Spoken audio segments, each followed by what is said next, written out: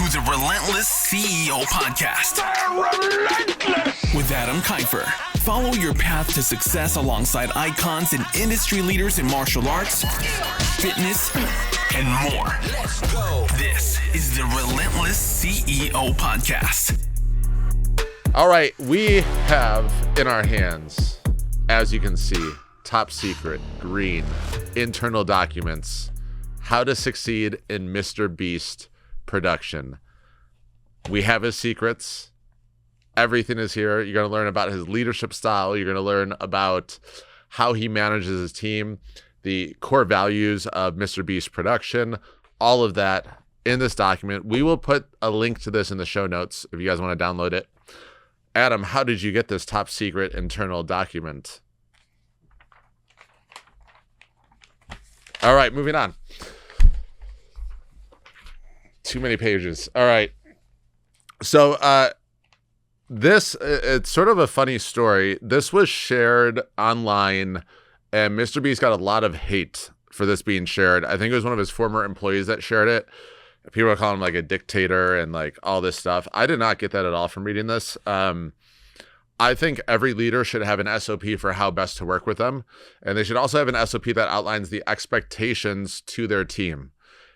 In my experience, it just helps your team to be more aligned with you and more on the same page with your vision of the company and what your expectations are.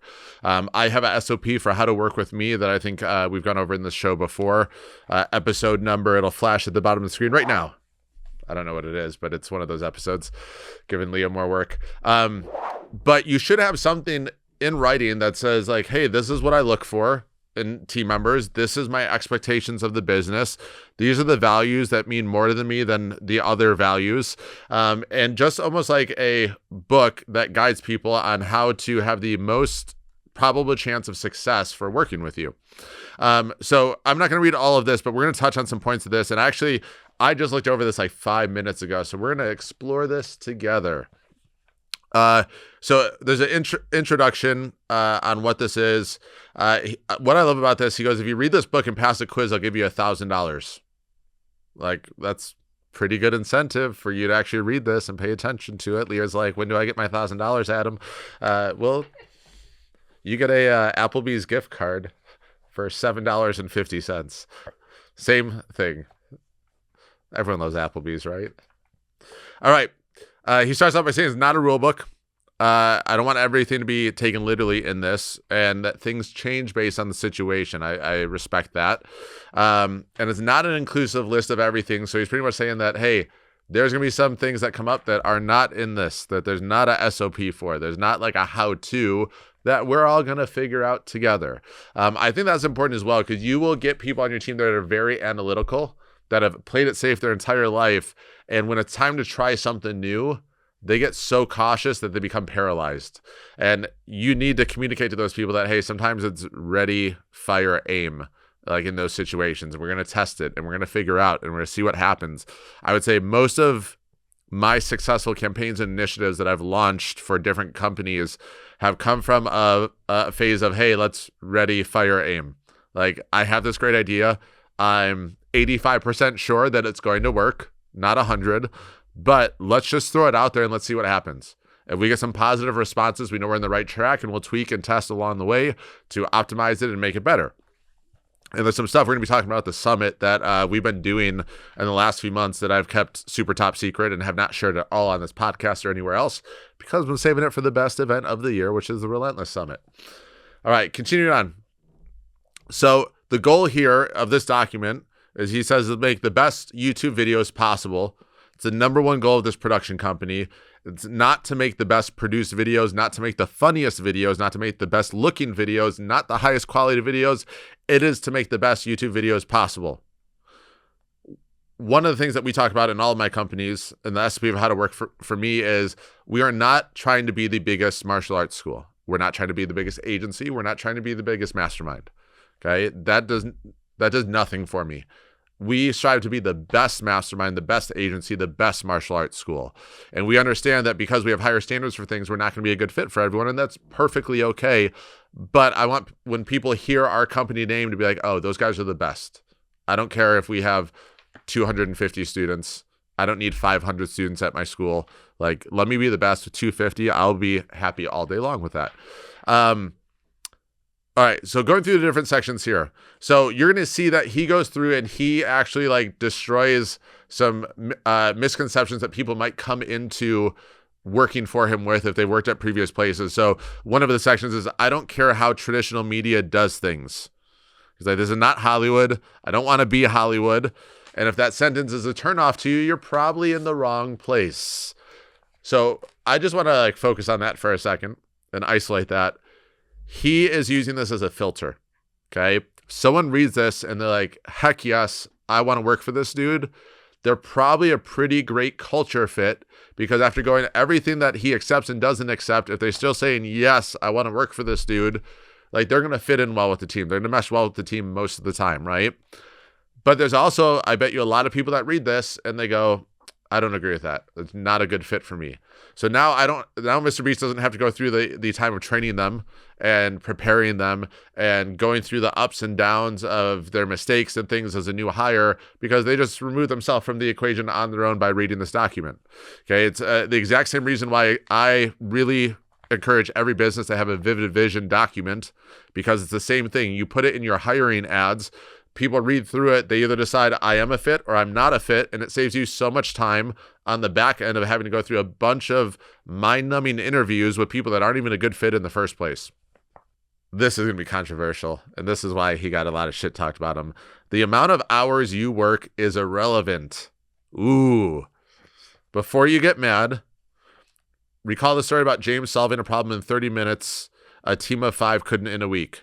In that example, does it really matter how many hours they worked? Obviously, we want grinders that put in the hours, and love you guys to death that do. But at the end of the day, you will be judged on results, not hours. We are a results-based company. Get shit done and move the goalpost. Amen. Now, I know that probably half the people that read that paragraph eliminated themselves automatically. Because they're like, well, if I work more, I should get paid more regardless of results. I don't agree with that. I think you have to bring results. I've done consulting for companies where I do 2 hours of calls with them a month. And in those 2 hours, they get more ideas to generate revenue from me than they do in a full-time C-level person that they have on the team. Okay? The results are what matters. That's what allows me, when I consult for those companies and charge as much as I do, is because the results are the only thing they care about. All right. They don't care that I only spend 2 hours with their leadership team or their team or the CEO or the owner or whoever it is. They don't care that I'm only spending 2 hours a month with them. What they care about is, what do those 2 hours translate to? And that's really how it should be on your team. If you have a team of rock stars, they're not looking at hours ever. They're never counting the hours. Like Kelly, I've never heard her once complain about hours worked ever. Now, she is more efficient than 99% of the people that you would hire. So she gets a lot more done in a shorter period of time. But those are the people you want on your team. You want to find the people that just know how to get results regardless of the time put in. Okay, if they're working 20 hours and they're getting more results than a full-timer, like, I'll pay them full-time salary. I don't care. It's results-based, and it should be. And some of that results might be money focus. Some of that results might be retention focus. Like, are you providing a good experience? Are the students progressing? Are they getting better? So there's different ways to measure those results. But at the end of the day, I agree with this. Like, I think you should find people that are results focused, not hours focused. And sorry to the young people watching this. I think a lot of young people, not all of them, but a lot of young people care more about the hours worked than what they're actually doing in those hours worked. Again, not all of them. All right, I only want A players. So as I type this, I realize it might not be the wisest to categorize everyone into 3 buckets, but this is how I believe we should look at everyone. You're either an A player, B player, or a C player. There's only room in the company for A players. They are obsessive. They learn from mistakes. They're coachable, intelligent, don't make excuses, believe in YouTube, see the value of the company, and are the best in the bleeping world at their job. B players are new people that need to be trained into A players, and C players are just average employees. They don't suck, but they aren't exceptional at what they do. They just exist, and they get a paycheck. They aren't learning, they aren't obsessive, and C players are poisonous and should be transitioned to a different company immediately. It's okay, we give everyone severance, they'll be fine. I love that he defines each type of player, because if you're an employee and you're reading this, you're probably putting yourself into one of those buckets. And you're probably quickly seeing, if you're a C player, that, oh crap, I'm a C player, I better step this up to be a B, at least a B player. I think our industry has a very bad habit of, if you're living and you're breathing and you're a student at my school, that must mean that you're going to make a great employee. Or if you're living and you're breathing and you're a parent at my school, that means you're going to make a great employee. And I think a lot of times why martial arts schools struggle to grow and get to where they want to be is because they're not actually seeking A players. They're just taking what is presented to them. They're fishing from the same pond, knowing that they're going to continue to get small fish, and they don't care. Sometimes you got to move to a different body of water to get bigger fish, right? That's why I think actually talking to people when you're out to dinner, talking to people that you see doing a great job at their job when you're out to different places is so important, because the rock stars aren't the people applying for jobs on Indeed. The rock stars are the people that you actually have to go find, because they're already hired because someone else realizes that they're also a rock star, right? Like Leah, we didn't find Leah on Indeed. She's a rock star. We got her because we had a good connection with her teacher from college. Then he explains what makes a YouTube video viral, and sort of explains how, so what he goes through, and I'm not going to read this whole thing, is he goes through his expertise and why you should even listen to him about why a YouTube video should go viral. Okay. I don't know in what part of his journey he wrote this, but I'm guessing it was after he's had some success. He goes, some days I'd spend 20 hours straight studying the most minor things. Is there a correlation between better lighting at the start of the video and less viewer drop off? What is he talking about right now, guys? KPIs. He is looking at data. Think about, and when you guys read this, you're going to see how obsessed he is with data. There's graphs in here. There's everything, right?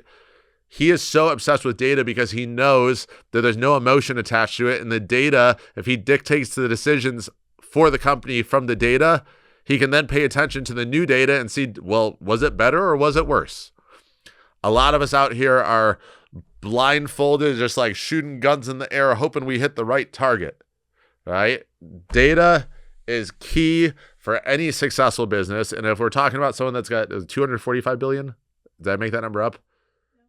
245 billion subscribers on YouTube. Like the biggest YouTuber, has a candy company that I think is now outperforming Hershey's, which is ridiculous. He just launched his own Lunchable company to compete with Lunchable. I would gather that he's pretty good at paying attention to data, whether you like him or not. 316 million, not billion, sorry. 316 million, still ridiculous. And he's pretty much talking about this, no matter what department you work at, you must pay attention to data.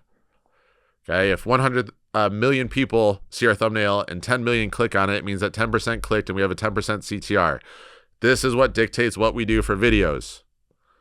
He goes, and then he gives examples. I spent 50 hours in my front yard. Is lame and you wouldn't click it. But you would hypothetically click, I spent 50 hours in ketchup. Both are relatively similar in time effort, but the ketchup one is easily 100 times more viral. I don't know what to do with that, but he's smart. There's a reason he's good at what he does.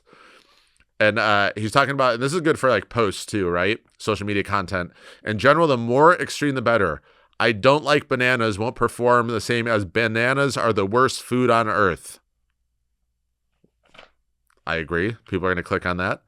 He goes, imagine you clicked on a video titled World's Largest Bouncy Castle, and the thumbnail had a giant yellow bouncy castle beside a bunch of huge buildings. Then the video plays, and it's not a yellow bouncy castle, it's red. It's also not the world's largest. It's also in a field with no buildings like the thumbnail. You feel like you are lied to. This is why you must know the title and the thumbnails of the videos you are making. We need an extreme title for this one. Top secret, inside, internal documents from MrBeast's company. Is that extreme enough? That'll work. Yeah. All right. Some of you guys are like, that's why I'm here, because I saw that title. See, it works. That's why you're listening or watching, whatever you're doing. So basically what he's doing now is he's just going to go through all of the different metrics that are important for the company. Okay. Which is exactly what you should be doing with your team members. They need to know exactly what metrics are worth paying attention to and tracking. One thing I would recommend, so let's just assume every school has a head coach and a manager. You might be in one of those roles. That's fine. When you meet with your staff, it should not be you bringing the numbers to the staff. Okay. When I meet with our team at the school, the manager is responsible for the revenue numbers, enrollment numbers, lead conversion numbers, trial metrics. I'm missing some, net billing, all of those, right? But then the head coach has to present, well, what is our attrition? Where are we at for upgrades according to our goal? Where are we at for signups, paid signups for our events that we're running? So seminars, Parents Nights Out, that's the head coach's job. So they all bring the metrics that they're responsible for to the meeting. Because if I bring them, I know they're not paying attention to them because they're relying on me giving them the information. When they're responsible to bring them to the meeting and say, hey, this is either why or why not, we're not on track for our goal, and this is what I'm going to do to make sure that we make up for it by the end of the month. Now they have personal accountability to each and every one of those metrics. They're paying attention to it daily now, right? Because they know that that metric is the determining factor of, do I get more money? Do I get a raise? Do I get more responsibility? Do I get more opportunity? Because again, just like MrBeast talked about, we are a results-based business at Move Martial Arts. Okay, so I'm not going to read through all of this, but if you want to create good video content, like, oh my God, read this. He breaks it down. We're going to go chapter 2 because chapter 1 is pretty much all the KPIs of what they look for to make a good YouTube video. So it's like, hey, this is what successful means in our company. You should have that for you. What does success mean in your company? Okay, chapter 2, he starts going into all about creating content. All right. Not about production system, but the way that they run the production changes almost every year. And he wants to pass things out because he sees new people typically fail. And he wants to understand, hey, this is how we do it, regardless of what you learned at your last company, right? So he tells them, number 1, this is what I want you to learn. He goes, number 1, you should really try to watch every MrBeast video on all the channels. Sounds obvious. I don't think it is obvious for most people. Honestly, I don't think they actually do that. Sounds obvious, but I asked multiple people this week what they thought about last week's gaming video, and not a single person had seen it. He's like literally telling you how to be in favor with him with this document, which is also what your SOP should also have in it. On top of learning from watching YouTube, I'd love for you to read The Goal if you haven't already. I used to make everyone read it. I know bottlenecks are obvious, and it will sound like I'm talking to 10-year-olds sometimes, but just not knowing and understanding something as simple as bottlenecks has effed tons of videos. You should also deeply understand the work stream from when a video hits the calendar to when it is filmed. I don't have the best track record of making the video filming calendar super far out and sticking with it. Let's say you're in production and a video you're assigned to is put up for 45 days out. A lot of things need to happen before we can start working on it. This is important too, because in that little paragraph, MrBeast just said, hey, this is how we do this, but I want to let you know this is what I'm not good at. So if I change the film date or if I change the timeline, just know that's one of my weaknesses. One of the things I have in my SOP that I give my employees for how to work with me is there's a whole list of things I suck at. Like my biggest weaknesses are on there. And it's not to say that I'm just okay with those being weaknesses and I'm not going to work to make those areas better, but it's just being transparent and saying like, hey, I'm really good at some things. I'm really good at coming up with new marketing campaigns. I'm really good at coming up with strategies to generate more revenue. I'm good at all that stuff. What I'm not good at is I'm not patient with training people. That's why we have hired Kelly Murray, because I'm not patient in doing it. So I want them to know, and believe me, there's way more weaknesses on the list than just that one, but I want them to really understand like, hey, if you need help with this, I'm not necessarily the best person to ask for this thing. I'm not an expert at it. Like I might be above average at best, but it's not my thing. Let's see. So then he goes into start talking about sort of the process of everything. So he goes, when I have 40 days, I need you to understand that this is important and we need to set a date on when the creative will be done. Now, the person who also has tons of shit going on is aware of how important this discussion is, and you guys can do it accordingly. So he gives an example. Now, let's say Tyler and you agree it will be done in 5 days. You don't get to set a reminder for 5 days and not talk to him or her for 5 days. Every single day you must check in. I want less excuses in this company. Take ownership. Don't give your project a chance to fail. Dumping your bottleneck on someone and then just walking away until it's done is lazy, and it gives you room for error. And I want you to have a mindset that God himself couldn't stop you from making this video on time. Check in daily. Leave no room for error. Next, he goes into video everything and is really just talking about how important it is to document as much as possible because you never know when the magic moment is going to happen. We're going to keep going. Not all of this is super relative to our industry, but I'm just going to sort of take what I get out of it and sort of share how I feel it would apply to our type of business. I love this. Okay, next part he puts, say the negatives. The title says it all. Don't just tell people on your team or me why something is good. It's indefinitely more valuable to tell us why it's not good. I found the castle we need for the video, but it's booked all year, over budget, and someone died in it last week. So I love this because I think the one thing the martial arts industry has going against it is that we have all these students that are so used to saying yes, sir, and yes, ma'am to us for years and years and years. And we condition that anything we say, they say yes, sir, the yes, ma'am, they do it, right? Then we hire those people. And then what happens? No matter what, they just want to please us. So they always, yes, sir, yes, ma'am, everything's good, everything's great, it's awesome. I could have the worst idea on planet Earth, and they're going to be like, yes, sir, it's the best idea ever. We condition them to just agree with us and to go along with everything, which means it gets really hard for us to get feedback out of them or constructive criticism out of them because we so mentally condition them this way. The way that we can avoid this is you constantly ask for feedback from your parents and your students. You ask for constant feedback from all of your staff, part-timers, full-timers. If you have like a storm team or leadership team, whatever you call it, ask for feedback constantly. Get them in the habit of like, hey, if you had a magic wand and you could change one thing to make this experience better, like what would you change? What is that thing? Because we want to hear your feedback because we want to constantly get better. When you get negative feedback from your school, like it's easy to get defensive about it, but that's usually when you don't ask for it and you just get it, right? Is when we tend to be more defensive. So instead, just start creating a habit of asking for feedback, asking for that constructive criticism.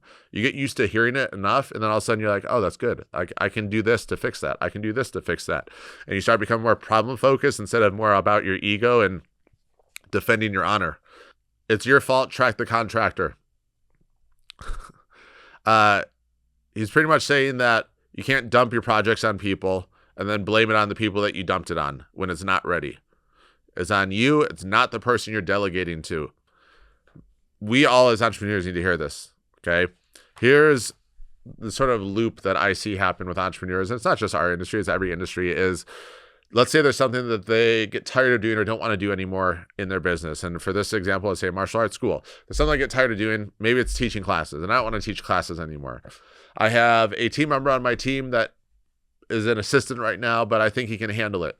So I just tell him, I'm like, hey, I'm no longer going to teach Wednesdays and Thursdays anymore. You're going to teach those classes. And then I leave and I let him teach. And all of a sudden my attrition increases. More people are quitting. And then all of a sudden I go to him and I'm like, hey, what the hell, dude? Like, you're not doing your job. I put you in charge of this. And now we're losing more students. Like, this is your fault. Rewind that.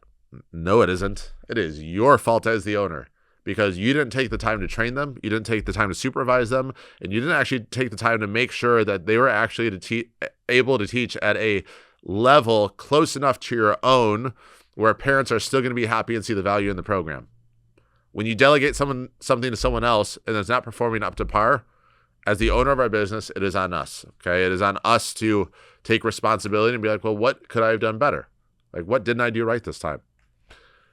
This one, I like this section too. Transparency is like abundant through this document. You guys will see it. I'm not always right. Your team needs to know this, especially in our industry, because again, we teach these kids for 5, 6, 7 years. We hire them. That entire 5, 6, 7 years, they have us on this pedestal because of our rank, because of us being their mentor, because of them being a student under us. We are just like on this pedestal, and they just feel that like whatever we say is law a lot of times, right?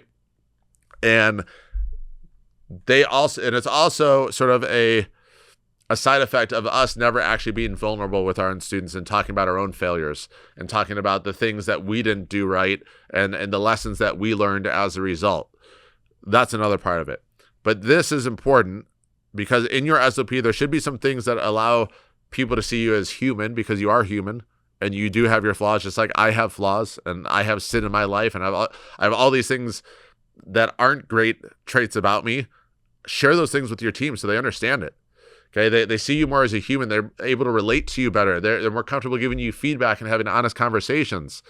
So he says, shocker, I know I'm young, and I'll be the first to admit I'm not perfect. I promise not a single person on this planet wants us to succeed more than I do. And no matter how much you work, you'll never invest more time into this company than I will. That should be true for every business owner.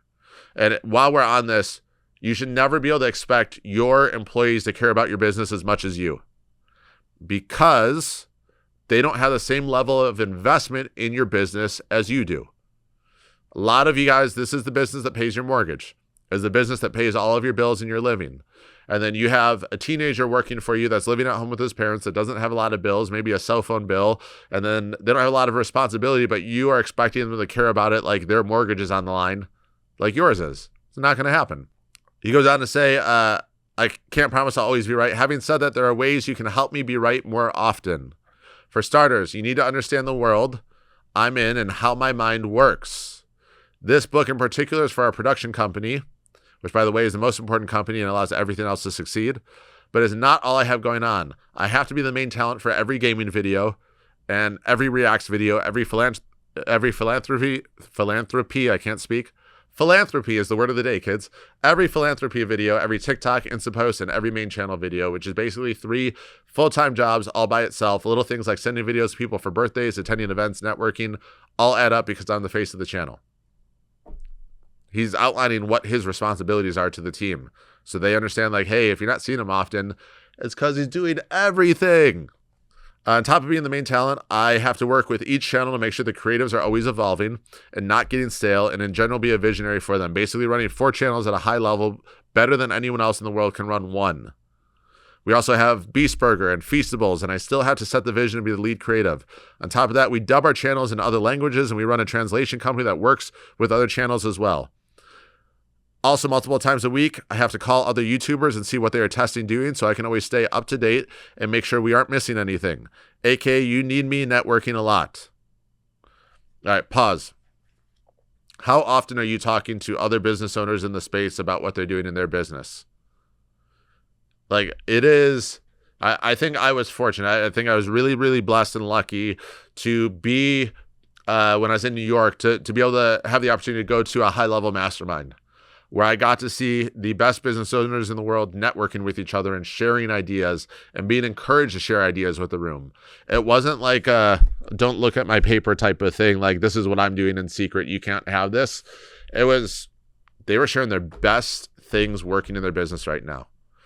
I think our industry has gotten better since the 1990s and being more open and not being like, well, your style isn't my style and my style is better, so go screw yourself type of thing.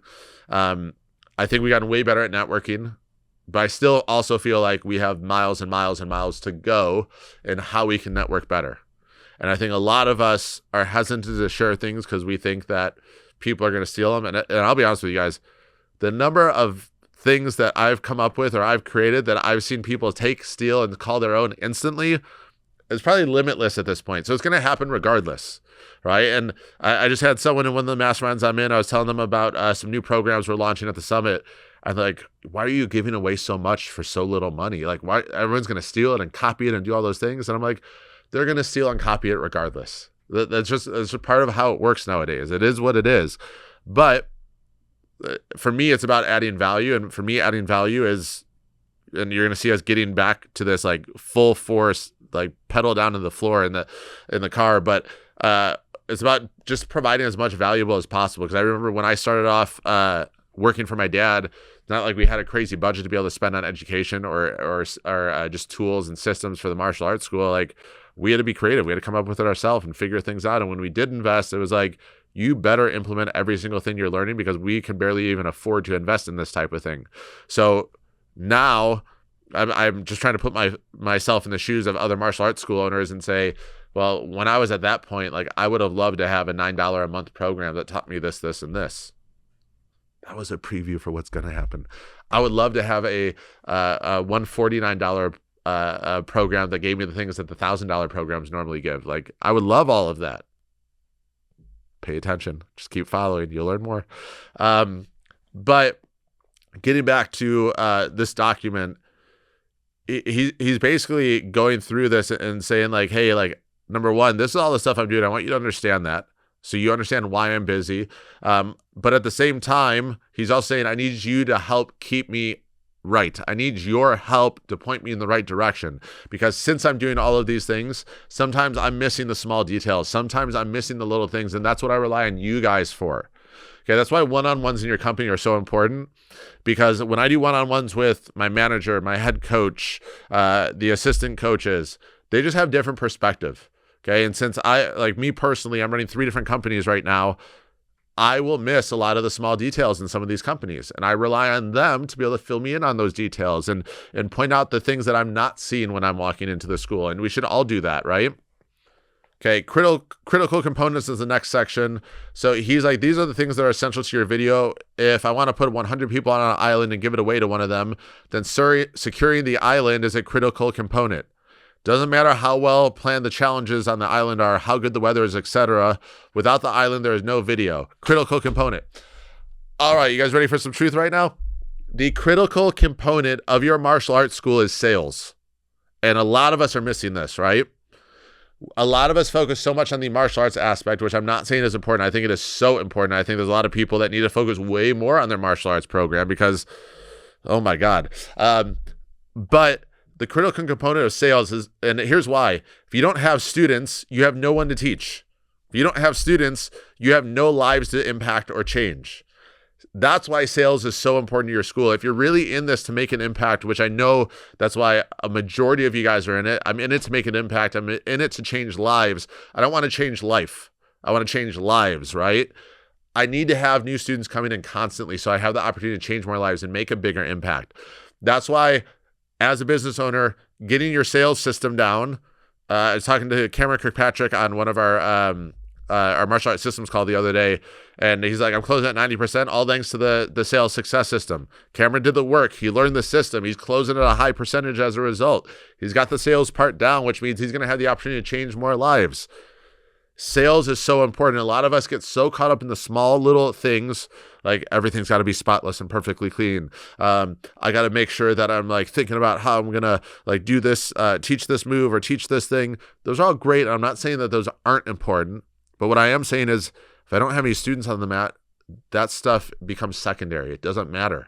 I have to have students on the mat to be able to do all of those things in the first place. Who am I cleaning for if I have no one walking in the door? So we need to put more of an emphasis on sales. And it's funny, I made a post, or someone made a post in our free group that we have, and they were just asking about pricing. And I was sort of explaining our pricing model. It doesn't have a great name. It's called the decoy sales model. I didn't invent this name. It is been around since the 1960s.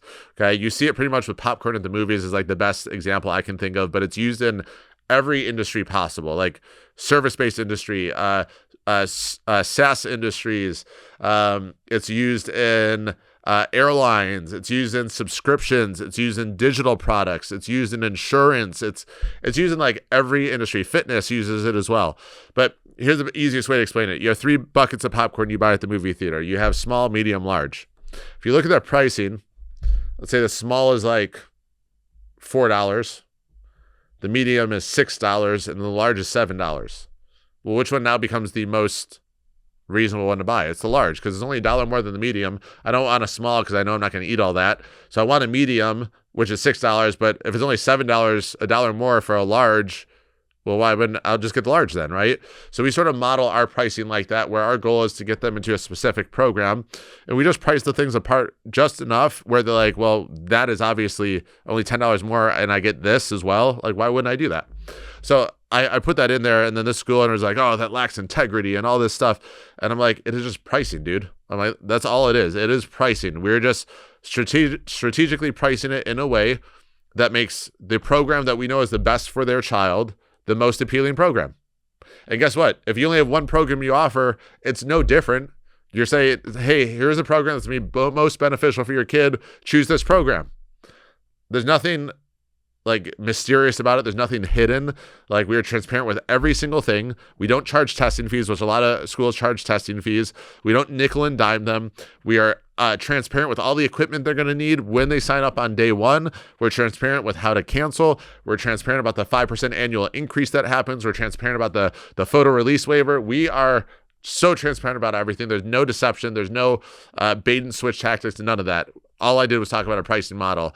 And I could tell instantly just by his response that sales is not a priority for him. It isn't. And as a result, I'm not saying him specifically, but when we don't focus on getting new members in and actually learning how to convert more of the people that walk in the door, like, it's just much harder to have the impact that you want on your community. It just is. It's a matter of fact. Sales cures all is something I've heard over and over again. I don't think it cures all, but it cures most. Okay. It solves a lot of problems for your school.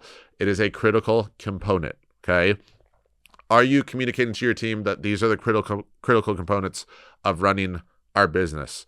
Okay. Yes, you're going to be an instructor and you'll be on the mat working with kids, but if we don't sell, we can't work with kids. We have no kids to work with, right? Communication lines. It is very important as a company we can maintain proper communication lines on-set and off-set. There's always someone responsible for everything on the video, and if multiple people are responsible for the same thing, that's a problem that needs to be fixed immediately. Ideally, when communicating across departments, you go up, then over. If you skip, you just go below you. So he goes, let's say you're a production coordinator and you call a writer and you tell him that you need some bits about a sandwich being cooked with lava. Seems harmless. Except now Tyler, head of creative, has no idea that what his writer is working on, and worse, doesn't know that's an option when he directs the video. Hey guys, I know small businesses, right? You need an org chart. Okay, you need to have very clear lines of, hey, this is who you report to. When you have a question, this is the person you go to. You don't go to the owner right away. You go to this person first. If they don't know it, they will go to the owner, and then they will bring it back to you with the right information. That's how it should be. Your parents should also know that as well. This going to be controversial. When someone's like, I want to talk to the owner. No, you talk to the manager. The manager talks to the owner, and then the manager gets back to you. And that's how it has to be. Otherwise, you have every single Karen that ever walks into your business like, I want to speak to the owner. Nope. It's not what the owner's here for. That's what the manager is here for. The manager is here to manage the business and to manage the company and to manage customer service, and they're happy to help you. And if they don't know an answer, they'll find it out. And then in the same mindset, you need to have your manager's back. If your manager makes a decision and someone tries to go around them to you, I'm not like, here's the thing. I'm very sympathetic to people, which means I am not the person that they should be coming to in the first place, because I'm probably going to have empathy and I'm going to go against policy and make the wrong decision. Another one of my weaknesses. That's why I have a manager. They go to the manager. The manager says, nope, this is the way it is. They come to me and all I say is, hey, the manager's in charge. She runs the business for me. Whatever she decides, I support. No, but you're the owner. You can, yeah, I can, but that's not how I run my businesses. That's why I have managers. The managers make the decision, and I 100% support whatever decision they make. If they told you one thing, you're not going to get a different answer from me. It just is what it is.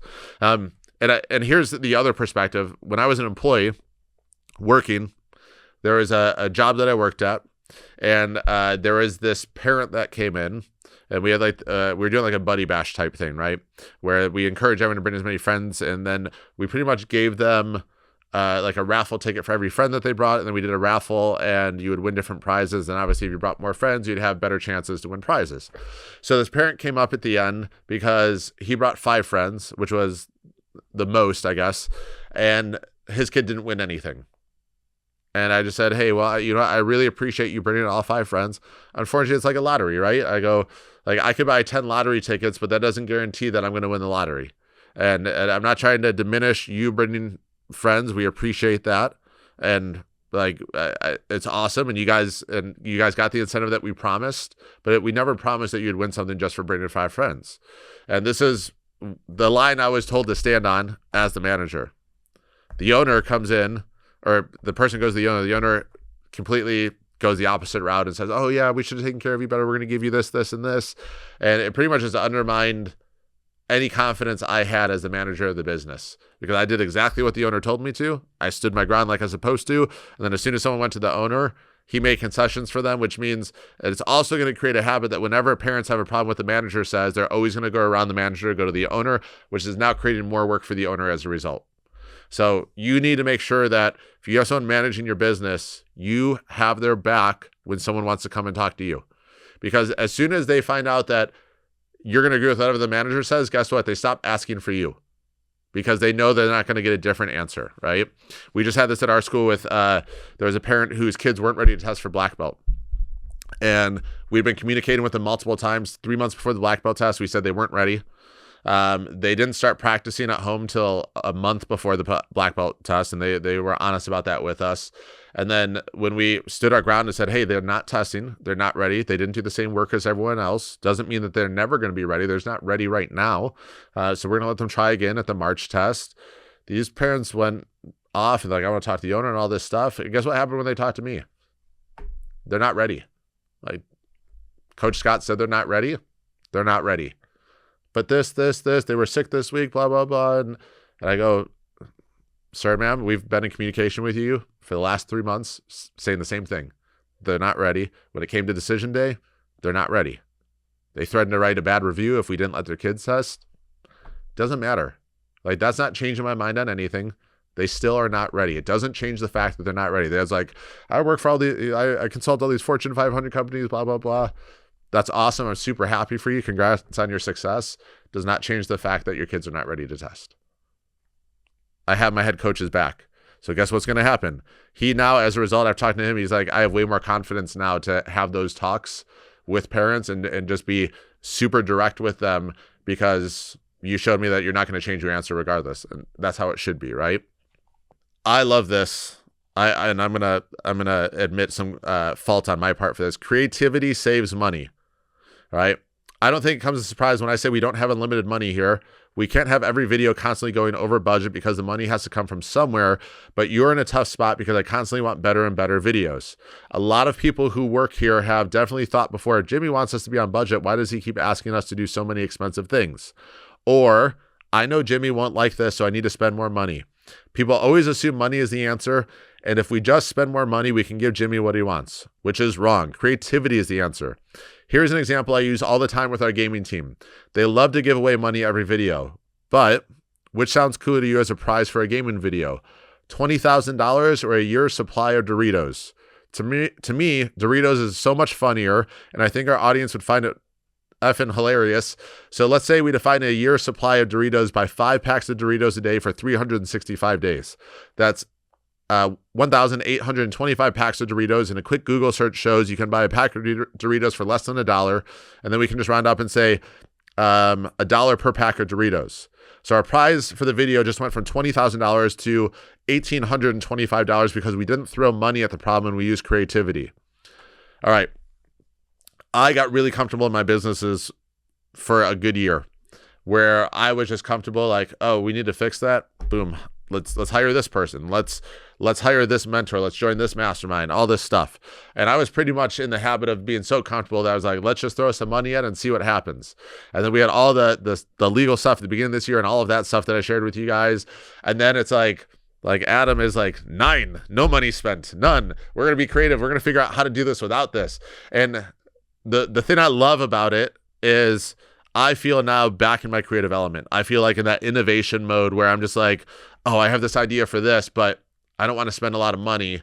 So I'm going to do this. Like what a good example of this, we spend for the martial arts school on that side, we spent $3.99 a month for a website. And I built out, I don't know, hundreds of websites throughout my life, landing pages, all of that stuff. I just haven't done it in a while, right? So I was like, well, an easy thing to do would be to just create it myself because I know exactly what I want. I know exactly what I want it to look like. Is it going to take more time? Yes. But if it saves $400 a month, and let's say the school only stays open through its lease for 5 years. Let's just say that, right? Okay, $400 a month times 12 is what? 4,000. Yeah, I'm doing this right. $4,800. Yeah, $4,800. Times that by 5. Ooh, we getting expensive now. Did I do that math right? No. Thank you, Leah. Leah's like, I don't know where your math is coming from, but it's so wrong. All right, 400 times 12. Yeah, $4,800. Yes. And then times that by 5, $24,000. So over 5 years, we'd spent $24,000. So then I started thinking about, all right, how long would it take me to build the website? I think I can build it in a month. Okay, a month of my time spent on this, not the whole month. Obviously, I'm doing other things. So let's say it's 10 hours, right? Is 10 hours of my time worth saving $24,000 over the next 5 years? Yeah, definitely worth that, right? And then also now I have full control. I don't need to message anyone else, wait for them to change something, and then go about that way. So I was like, screw it. I'm building the website myself for Move. It's not live yet. If you go look for it, it's the company we're paying to use it. Don't tell them. We haven't told them we're leaving and doing our own website yet.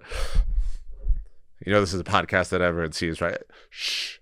But that's a great example of me being creative and saying, hey, I know what I want. I know I can make it look like I want. I'm going to do it myself. Saving $24,000 for 10 hours of work. Yeah, let's do that. Even marketing, like I think a lot of us get very comfortable, and you're talking to a guy that runs a marketing agency of just paying someone to run our ads, and that's all we do. I don't know any business I've ever owned that has only grown from paying money for ads. The interesting thing with the agency, which many of you guys might not know, is this every mentor I've had, this has been like a complete surprise where they're like, how? And they're like, you need to teach me how to reverse engineer that. We launched the agency. We had zero paid advertising for the first 3 years of the agency. Like we didn't spend $1 on running ads. And we grew to like $100,000 a month in recurring revenue with zero ad spend. And it wasn't that like I just wanted to, I don't know, save money. I wasn't even thinking about it that way. I was just like, what are all the different things that we can do to grow this? Can we run a Facebook group, and can we give value in the Facebook group? Can we do consistent email campaigns? Can I go speak at events in the martial arts industry and just provide so much value that people are like, oh, we got to work with them? Like, start thinking about all these different things. And it was just consistency over time doing all of those things. Now we're running ads, obviously, but like we went so long without even having to run an ad. And then I'd meet with a mentor. And I remember the first time I met with Taylor, we were going over the business, and he's like, how much do you spend in ads per month? And I was like, nothing. I'm like, I've never run an ad for this company. And he's like, what? He goes, you've grown to this and you haven't run a single ad? And I go, no. He's like, are you just like cold messaging people on LinkedIn? No, I'm not doing that either. And I told him what I was doing. He's like, when you run ads, holy crap. He's like, your business is going to like triple overnight from you running ads. And we've been fortunate that we didn't have to do it for such a long time, but it's just because we were creative. We were creative in how we were marketing the company. We were looking at partnerships with people, all of that stuff. So I want you guys to get out of the limiting belief that you need money to be successful, because you don't. Okay. The number of stories of people scaling and starting a business and having a massively successful business without money to start it, there's tons of them out there. Always have a backup day is the next section. So he says, no one will have 100% success rate when it comes to filming or being on time and budget. It's impossible. You can do certain things to increase the probability of success. And one of the easiest things is having a backup day. So having a day that if you don't get things done on time, hey, at least I have this like buffer day. I even think that you should have a buffer time in every single day. Okay, where it's just marked on your time blocking or your calendar. It just says buffer time. Maybe it's 30 minutes. I think mine is a 30-minute buffer I have in my day. So that means things are going to come up. Things are getting in the way. Something I time blocked for something else gets taken over. And now I didn't have the time to work on that. That's where buffer time comes in. That's where I use that extra time to make up for any time that I didn't get to in my time blocking. Don't take anything at face value. Always dig. Says one of the common themes you're probably seeing is accountability, and this doubles down on that. Don't take anything at face value. Always dig. This is really important when dealing with people outside our production team. If someone says something is too good to be true, find out why. If it's fishy, investigate. If you need 10,000 pillows by next week and you called 10 pillow companies and none have more than a few hundred in stock, but then the 11th company magically has 10,000 pillows, investigate. Are they drop shipping? Are the pillows crappy? Why the hell does no one want their pillows? Push and get the answers. Definitely different problems than what we face as a martial arts school. We're not trying to get 10,000 pillows, but the number of ads, and here's the cool thing about sort of my role, right? I get to see things from school owner perspective, but then I'm also in enough masterminds that I get to see the back end of things and the problems that marketing companies have with the promises they're putting out there. So a good example, we guarantee 50 students in the next 30 days. You guys see those ads all the time. I see those ads and I was like, they are going to fail every single client that they sign on, like 100%. And then what I see on the back end is those same people posting in different groups that I'm in for agency owners. And they're like, hey, like, we can't keep anyone past 2 months and we can't figure out what to do. And I'm like, yo, dude, I was like, you are promising the world and delivering nothing. Like, that's why you will never see one of those ads come from us. Okay. But there's sort of that if it's too good to be true, find out why it's too good to be true. Okay. We hired a secret shopper that we also had doing a call with another agency at the same time. And I was just asking them, hey, give us notes. Like, they used our service and this other service at the same time, this other marketing agency in the industry at the same time. And I go, I just want you to be honest. I'm like, if they are kicking our ass in the results they're providing for you, I just want you to tell me that. Like, it wasn't with the intent to copy anything that they were doing or anything like that. I just want to know, like, where do we rank compared to everyone else? And fortunately, we kicked this company's ass in results. We did amazing. But there was also some things that we found that we still had to work on as a result. But this was one of those companies that was promising like 30 students in 30 days type of thing. And they were just like, we're paying so much for leads. Half the leads are fake. We can't get a hold of anyone. They said they're supposed to follow up our leads for us and that they convert them. They haven't converted a single lead. We're not getting people. And they're just telling me all the problems. And I'm like, how does this company have the integrity to market that when they know that this is what they're providing? Right. And that goes for everything. Higher forms of communication, own your mistakes. He has a whole section on being responsible and sort of talking about how A players tend to take more responsibility than the rest. He goes, nothing comes before your priorities. So he's pretty much saying if you're assigned a task, you should have a priority list. So number one, if your boss says your priorities are get a Lamborghini under 200,000, make it wrapped in anime characters and get a custom steering wheel, there's nothing on the planet that it's allowed to come between you and getting those priorities done. If the priority of a parent's night out is for you to pitch at the end of the parent's night out and get the friends to sign up, like nothing else comes before that. That is the priority. That is what you are doing. That is number one on your list, and nothing else comes in the way. Use consultants. Consultants are literally cheat codes.